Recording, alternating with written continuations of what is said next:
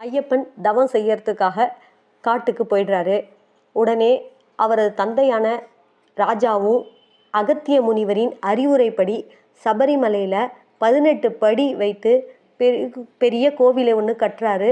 அந்த 18 படியையும் ஏறி தான் ஐயப்பனை பக்தர்கள் இன்றைக்கும் ஆனந்தத்தோடவும் பக்தியோடவும் ஆனந்த கண்ணீரோடவும் தரிசனம் செய்கிறாங்க.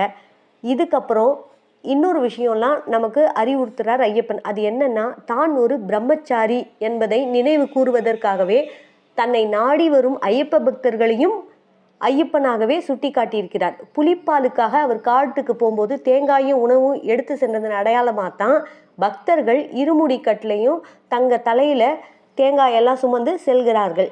பம்பையில் நீராடி சரண கோஷத்தை சொல்லிக்கொண்டே 18 படிகளையும் ஏறி ஐயப்பனை தரிசிக்கிறார்கள். இதுதான் ஐயப்பனின் வரலாறு. சுவாமி சரணம்.